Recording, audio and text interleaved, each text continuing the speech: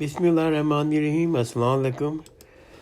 کچھ دن پہلے میں نے ایک سیریز شروع کی ہے اپنے وائس نوٹ کی، خلفۂ راشدین اور بنو امیہ کا دور صحیح احادیث کی روشنی میں۔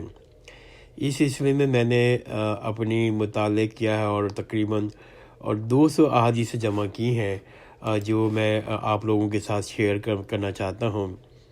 اس سلسلے میں میرا جو 2 وائس نوٹ بنا چکا ہوں جو خلفۂ راشدہ کی صحیح مدت کے بارے میں تھے اور خلافت راشدہ کے اہل حقیقی خلفۂ راشدین کے بارے میں تھے۔ انشاءاللہ اس میں دوسرا ٹاپک شروع کرتے ہیں۔ وہ دوسرا ٹاپک شروع کرتے ہیں جو ہے خلیفہ راشد سے بغاوت بدعت ہے، جنگ جمل صفین نہروان میں سیدنا علی رضی اللہ تعالیٰ عنہ کی حقانیت اور شہادت سید عثمان رضی اللہ تعالیٰ عنہ۔ ان ٹاپک پر بہت سے علماء کرام کی اختلافات ہیں، اس لیے میں ان اختلافات سے دور رہ کے اپنا مطالعہ صحیح بخاری، صحیح مسلم اور صحیح ستہ کی احادیث تک میں رکھوں گا، اور کسی امام کی، کسی فرقے کے عالم دین کی کسی روایت کو، کسی واقعے کو میں مطلب کہ نہ ڈسکس کروں گا، نہ میرا کوئی اس کا ارادہ ہے۔ میں صرف اپنا مطالعہ وہ شیئر کرنا چاہتا ہوں جو میں نے وہ احادیث جمع کی ہیں جس میں کسی بھی کیا طرح سے اس کے ویک ہونے کا، ویسے بھی صحیح مسلم میں اور صحیح بخاری میں احادیثیں ضعیف نہیں ہیں، کسی قسم کا اس پر اعتراض نہیں ہے، بلکہ صحیح بخاری کے بارے میں ایک چیز بتا دوں، انہوں نے وہ احادیثیں لی ہیں جن سے ان راویوں سے لی ہیں جن سے انہوں نے خود ملاقات کی ہے اور خود جا کر ان سے بات چیت ان احادیث سے سنی ہے۔ تو سب سے زیادہ جو صحیح کتابیں ہیں وہ صحیح مسلم اور صحیح بخاری ہیں، تو میں نے ان کتابوں سے میں نے یہ چیزیں جمع کی ہیں اور آپ لوگوں کے ساتھ شیئر کرنا چاہتا ہوں۔ تو اس ٹاپک پر جو پہلی حدیث ہے وہ ہے سنن ابو داؤد 4607، جامعہ ترمذی میں یہ رپورٹ ہوئی ہے 2676، سنن ابن ماجہ میں 42 اور سنن نسائی میں 1579۔ یہ حدیث ہے کہ سیدنا ارباز بن ساریہ رضی اللہ عنہ کا بیان ہے، ایک روز وفات سے کچھ عرصے پہلے رسول اللہ صلی اللہ علیہ وسلم نے ہمیں نماز پڑھائی اور ہمارا طرف رخ انور کر کے بہت ہی اثر انگیز خطبہ ارشاد فرمایا، جن کو سن کر صحابہ کرام کی آنکھیں بہنے لگیں اور دل دہل گیا۔ ایک شخص نے کہا، اے اللہ کے رسول، ہمیں یوں لگتا ہے گویا آپ کا یہ آخری وعظ و نصیحت ہے، لہذا آپ ہمیں کوئی وصیت فرمائیں۔ تو آپ نے فرمایا، میں تمہیں اللہ تعالیٰ سے ڈرتے رہنے اور اپنے بعد کی حکمرانوں کی بات سننے اور اطاعت کرنے کی وصیت کرتا ہوں، خواہ کوئی حبشی غلام ہی کیوں نہ ہو۔ تمہیں جو بھی میرے بعد زندہ رہا وہ بہت اختلافات دیکھے گا، دیکھنا اس اختلاف کے وقت میری سنت، راز باز اور ہدایت یافتہ خلفاء کی سنت پہ کاربند رہنا، ان کو خوب مضبوطی سے تھام لینا، نہ چھوٹنے نہ پائے، دین میں کسی نئے کام کا جاری کرنے سے باز رہنا، کیونکہ یہ بدعت ہے اور ہر بدعت گمراہی ہے۔ اور سنن نسائی کی اسی حدیث میں چند اور الفاظ بھی ایڈ ہیں، وہ یہ ہیں کہ ہر گمراہی اس بدعتی کو دوزخ میں لے کر جانے والی ہے۔ تو میں اس کے موٹے موٹے الفاظ دوبارہ دہرا دیتا ہوں اس حدیث کے، کہ میں تمہیں اللہ تعالیٰ سے ڈرتے رہنے اور اپنے بعد کے حکمرانوں کی بات سننے، اطاعت کرنے کی وصیت کرتا ہوں، خواہ کوئی حبشی غلام ہی کیوں نہ ہو۔ تمہیں جو بھی میرے بعد زندہ رہا وہ بہت سے اختلافات دیکھے گا، دیکھنا اس اختلافات کے وقت میری سنت، راز باز اور ہدایت یافتہ خلفاء کی سنت پہ کاربند رہنا، ان کو خوب مضبوطی کے ساتھ تھام لینا، چھٹنے نہ پائیں، دین میں کسی نئے کام کو جاری کرنے سے باز رہنا، کیونکہ یہ بدعت ہے اور یہ بدعت گمراہی ہے۔ سنن نسائی میں چند اور الفاظ جمع ہیں، اس میں یہ ہے، ہر گمراہی اس بدعتی کو دوزخ میں لے کر جانے والی ہے۔ اس سمجھ میں ایک اور حدیثیں شیئر کرتا ہوں، وہ مسند احمد کی 11309 ہے، اور مسند حاکم میں بھی رپورٹ ہوئی ہے، وہ ہے 4621، اور سنن نسائی کبریٰ میں بھی ہوئی ہے 8457۔ یہ حدیث بھی بہت پاورفل حدیث ہے اور بہت ہی بہت ہی اچھی حدیثوں میں اور شمار ہوتی ہے کہ سیدنا ابو سعید خدری رضی اللہ تعالیٰ بیان کرتے ہیں کہ ہم رسول اللہ صلی اللہ علیہ وسلم کے انتظار میں بیٹھے ہوئے تھے کہ آپ اپنی کسی اہلیہ محترمہ کے گھر سے تشریف لائے، پھر ہم بھی آپ کے ہمراہ ہو لیے۔ اس دوران آپ صلی اللہ علیہ وسلم کا جوتا مبارک ٹوٹ گیا تو سیدنا علی بن ابی طالب اس جوتے کو مرمت کرنے کی وجہ سے پیچھے رہ گئے اور ہم رسول اللہ کے ہمراہ چلتے رہے، یہاں تک کہ آپ سیدنا علی کے انتظار میں رک گئے اور ہم بھی ٹھہر گئے۔ وہاں آپ نے اشارہ فرمایا، تم میں ایک ایسا خوش نصیب شخص بھی ہے جو قرآن حکیم کی تفسیر کے خاطر مسلمان سے قتال کرے گا، جیسا کہ مجھے قرآن حکیم کی تنزیل حقانیت کا خاطر کفار سے قتال کرنا پڑا۔ یہ سن کے ہم سب شوق سے آپ صلی اللہ علیہ وسلم کی طرف متوجہ ہو گئے، اس امید سے شاید میں ہی وہ خوش نصیب شخص ہوں۔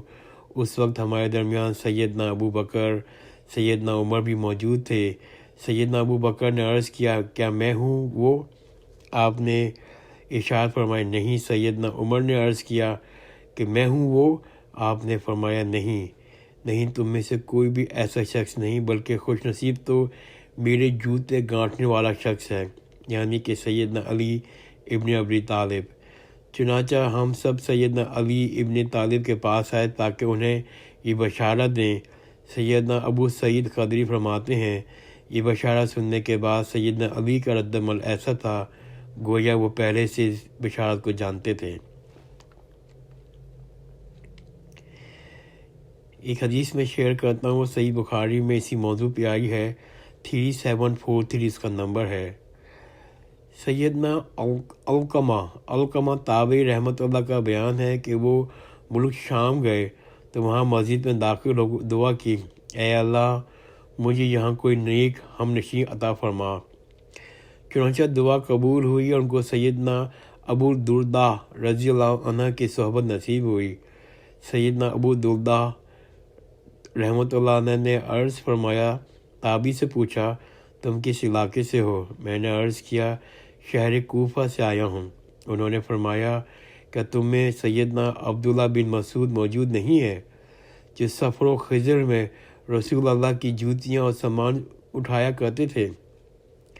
میں نے عرض کیا، جی ہاں۔ وہ بھی فرمایا، کہ تم میں سیدنا حذیفہ موجود نہیں ہے جنہیں رسول اللہ کے خاص راز معلوم ہے، جنہیں ان کے سوا کوئی اور نہیں جانتا؟ میں نے عرض کیا، جی ہاں۔ پھر فرمایا، کیا تم اہل کوفہ میں سیدنا عمار بن یاسر جیسی شخصیت موجود نہیں ہے جنہیں اللہ تعالیٰ نے رسول اللہ کی مبارک زبان کے ذریعے شیطان سے پناہ عطا فرمائی ہے؟ میں نے عرض کیا، جی ہاں۔ یعنی کہ سیدنا ابو درداء نے علقمہ تابعی کو نصیحت فرمائی کہ کوفہ میں اتنے کبار اصحاب صحابہ کے ہوتے ہوئے شام کا سفر اختیار کرنے کی ضرورت نہیں۔ ایک اور میں حدیث شیئر کرتا ہوں، صحیح حدیث ہے صحیح بخاری کی 7100 اور 4425۔ سیدنا ابو مریم اسدی تابعی رحمۃ اللہ علیہ کا بیان ہے، ہم سیدنا طلحہ، سیدنا زبیر، ام المومنین سیدنا عائشہ رضی اللہ عنہ بصرہ کی طرف جنگ جمل کے لیے روانہ ہوئے تو سیدنا علی نے سیدنا عمار بن یاسر اور اپنے بیٹے سیدنا حسن کو ہمارے پاس کوفہ روانہ کیا تاکہ وہاں سے فوجی مدد حاصل کر سکیں، تو وہ دونوں ممبر پر چڑھے۔ سیدنا حسن ممبر کے اوپر والے حصے پر تشریف فرما ہوئے اور سیدنا عمار نیچے والے حصے پر کھڑے ہوئے۔ ہم سب ان کی بات سننے کے لیے اکٹھے ہوئے۔ سیدنا عمار بن یاسر نے فرمایا، ام المومنین سید عائشہ رضی اللہ عنہا لشکر لے کے مکہ مکرمہ سے بصرہ روانہ ہو چکی ہیں۔ اللہ تعالیٰ کی قسم، وہ دنیا اور آخرت میں رسول اللہ صلی اللہ علیہ وسلم کی زوجہ محترمہ ہے، مگر اس وقت اللہ تعالیٰ ہم تمہارا امتحان فرمانا چاہتا ہے کہ تم نے خلفائے راشدہ کی اطاعت کے ذریعے اللہ تعالیٰ کی اطاعت کرتے ہو یا پھر سید عائشہ رضی اللہ عنہ کی پیروی کرتے ہو۔ صحیح ایک اور حدیث اس سلسلے میں بیان کرتا ہوں جس کا نمبر 4425 ہے۔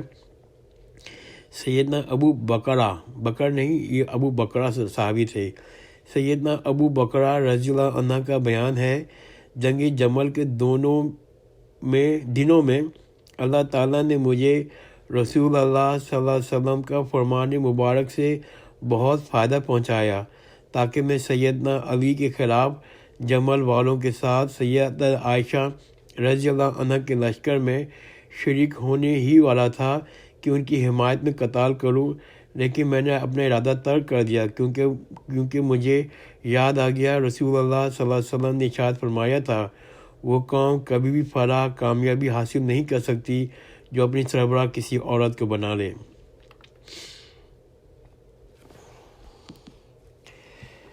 ایک اور حدیث میں شیئر کرتا ہوں، اس مسند احمد کی ہے، اور اس میں یہ کہ سیدنا قیس تابعی رحمۃ اللہ کا بیان ہے کہ جب ام المومنین سیدنا عائشہ رضی اللہ عنہ اپنے لشکر کے ہمراہ بنو عامر کے گھاٹ پر پہنچیں تو وہاں کتے بھونکنے لگے۔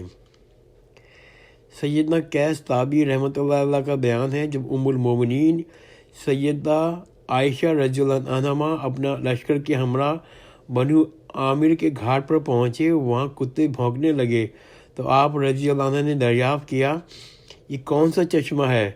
جواب ملا، یہ چشمہ حواب ہے۔ یہ سن کے آپ رضی اللہ عنہ نے فرمایا، پھر تو میں ضرور واپس ہی جاؤں گی۔